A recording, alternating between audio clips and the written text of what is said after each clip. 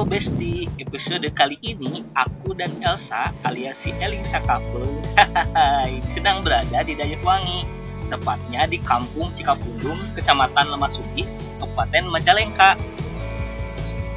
Tahu nggak Besti, Majalengka terkenal dengan kota angin loh.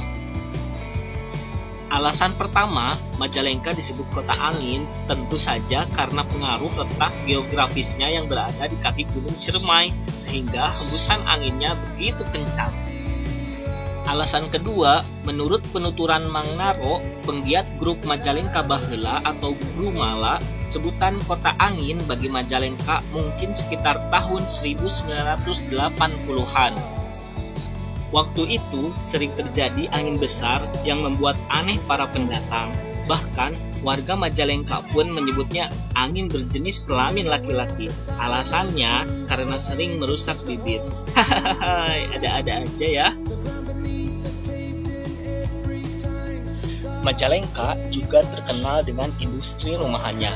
Salah satunya produksi gula berem atau gula aren. Aku dan Elsa sedang berada di Kampung Cikapundung yang terkenal dengan gula arennya yang berkualitas. Yuk ikutin perjalanan kami. Mana tuh Pak?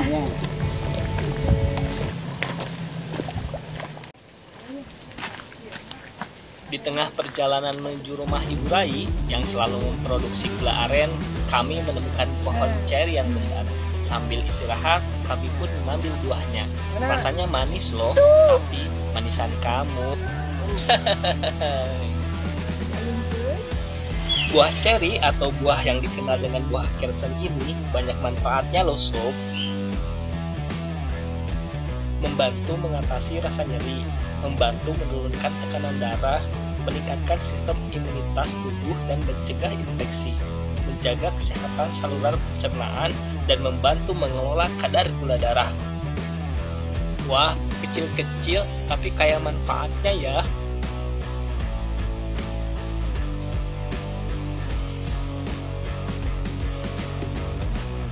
Aku dan Elsa kembali melanjutkan perjalanan mencari rumah Ibu Rai. Kata orang-orang, rumahnya berada di atas perbukitan.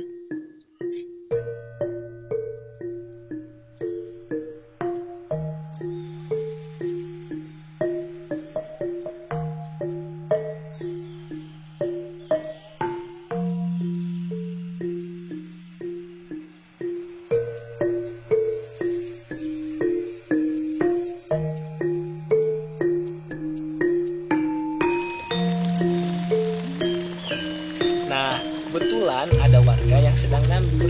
Yuk kita tanya.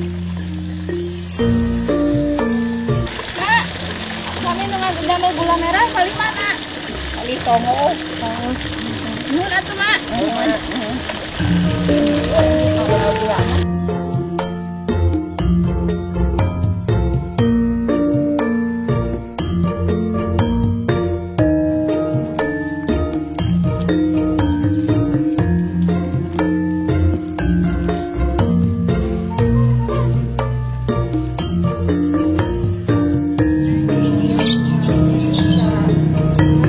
Akhirnya kita sampai juga di rumah Ibu Rai.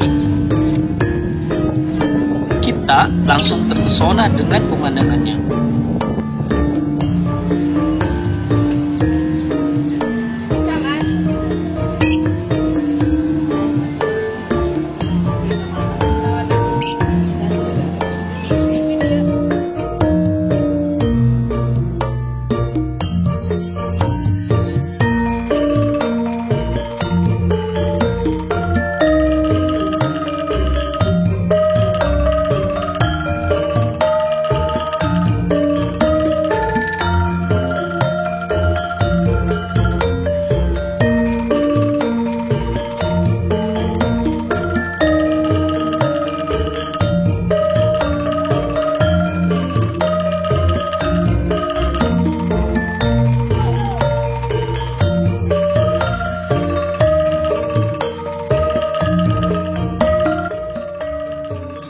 Gula aren berbeda dengan gula merah, baik dari bahan baku, cara pengolahan, dan rasanya.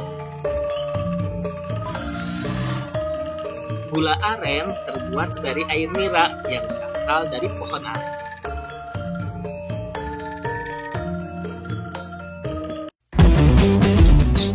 Waduh, si bapak bawa apa tuh?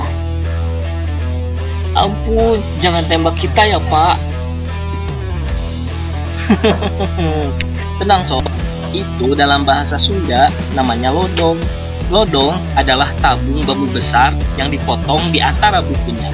Fungsinya sebagai wadah air nira yang dipasang di pohonnya. Langsung aja yuk ikuti cara pengolahannya. Air nira yang sudah diambil dari pohonnya harus segera dituang ke dalam wajan. Kemudian direbus dengan api yang cukup besar, jangan sampai padam ya.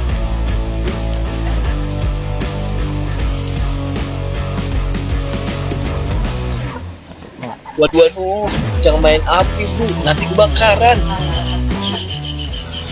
Tenang sob, itu adalah cara sterilisasi lodong agar tetap bersih. Setelah dipakai, lodong dicuci bersih dan dilakukan pengasapan. Tujuannya agar lapisan lilin pada dinding bagian dalam bisa meleleh dan keluar karena uap panas.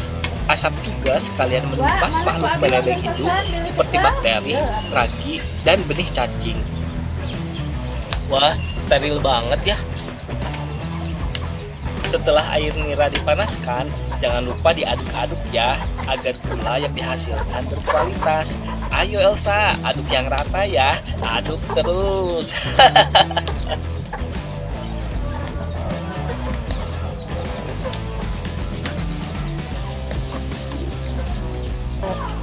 Tigo, coba itu nak. Sambil diaduk, pengasapan lodong masih tetap dilakukan ya.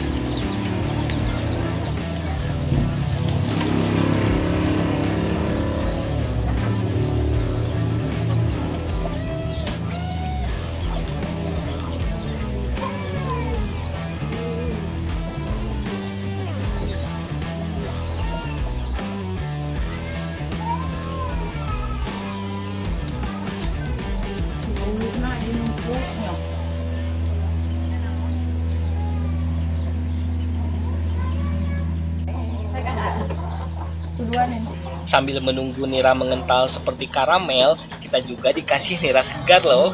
Wah, ibunya baik banget ya. Wah, seger banget. Selama proses perebusan, api harus tetap dijaga agar tetap menyala ya. Lamanya perebusan tergantung banyaknya nira yang diolah. Untuk yang kita proses sekarang, kurang lebih direbus selama 3 jam.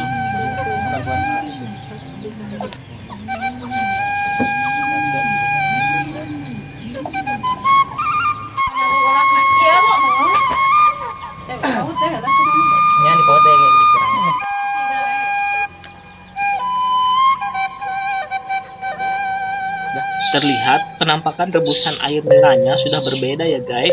Warnanya mulai kecoklatan dan teksturnya yang mengental. Dalam proses ini, pengadukan harus tetap dilakukan ya, agar nira tidak mengerak ke wajan.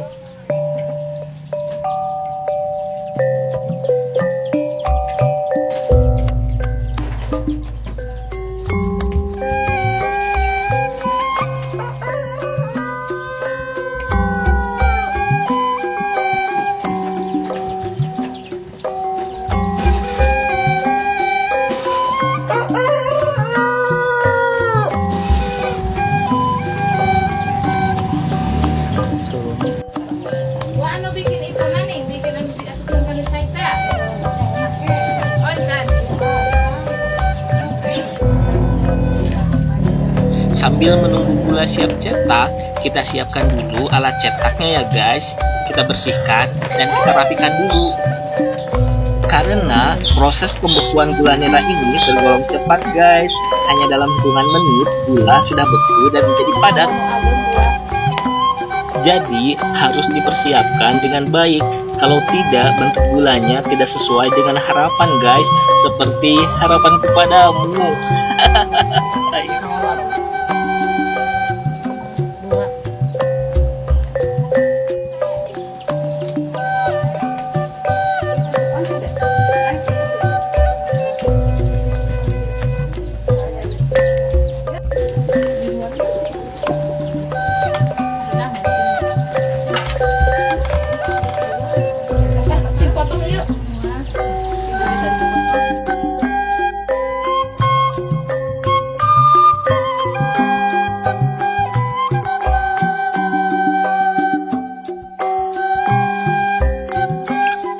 setelah teksturnya seperti karamel, biasanya dilakukan pengetesan apakah gulanya sudah bisa dicetak atau belum.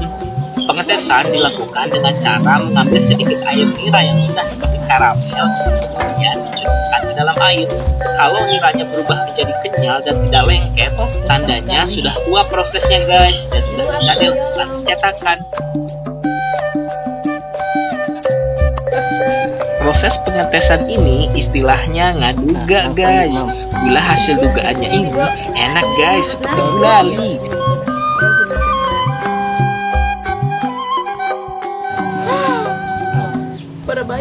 Tuh kan, enak banget kan Elsa?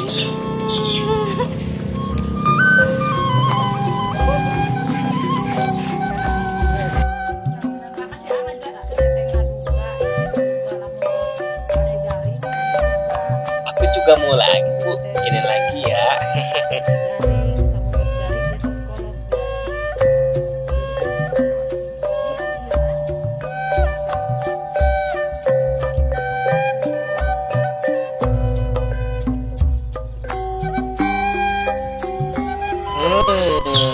Maknyos.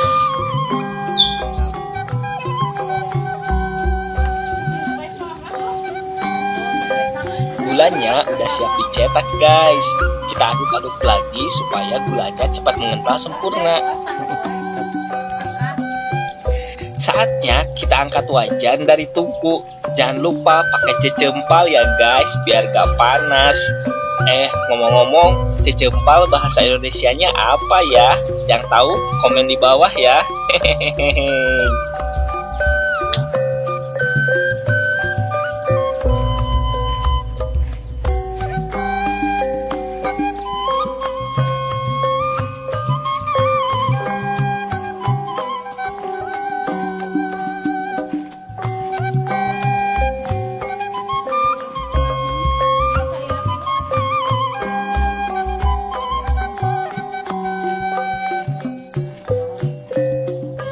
Gula kembali diaduk agar tidak terlalu panas ya, dan mudah untuk dicetak.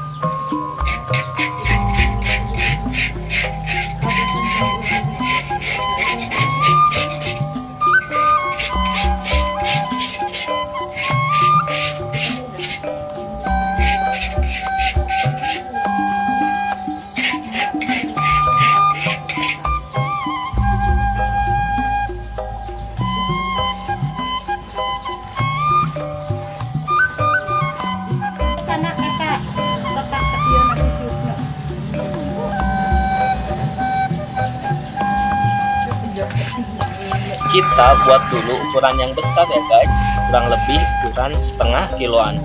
Ayo Elsa, bantu ibunya ya.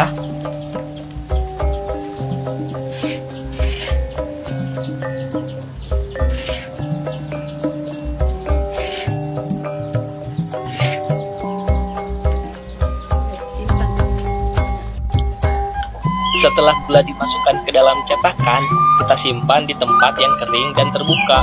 Tunggu kurang lebih 5-10 menit. Gula akan langsung padat.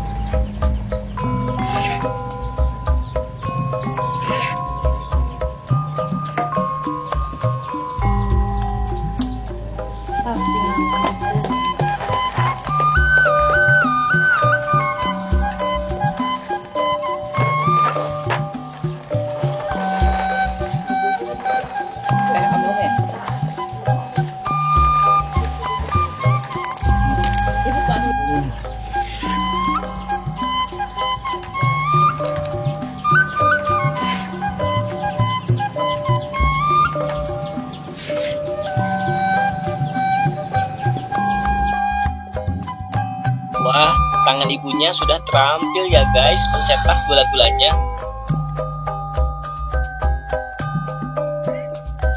For information nih guys, gula Ibu Rai ini selain untuk memenuhi kebutuhan permintaan masyarakat setempat, gula ini juga untuk memenuhi kebutuhan masyarakat luar Jawa Barat seperti Sumatera, Kalimantan, Jawa Tengah, Sulawesi, dan lain-lain. Bahkan tak jarang loh Ibu Rai ini kewalahan menerima pesanan permintaan pasar karena keterbatasan air aren yang tidak menentu. Wah, laris manis ya Bu.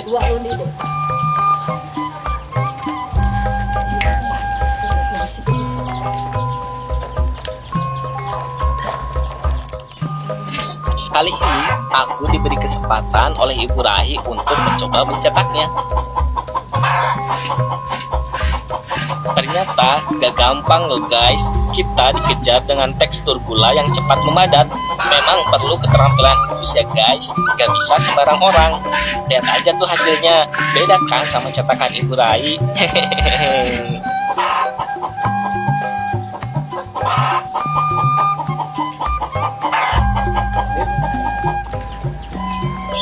Seperti biasa, kita simpan dan diamkan beberapa menit agar menjadi gula yang padat.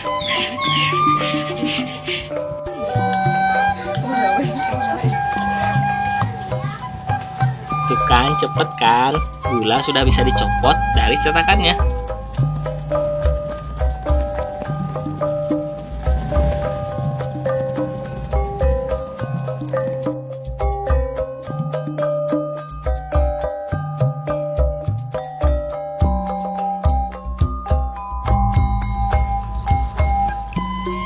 Inilah hasilnya gula aren murni tanpa campuran apapun.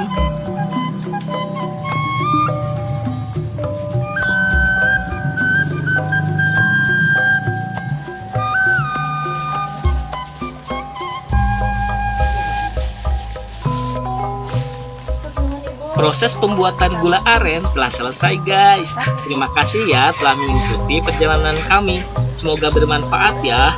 Tunggu kehadiran Elsa dan Digo di tempat kamu pada episode Elgo The Explorer selanjutnya. Atur nuhun.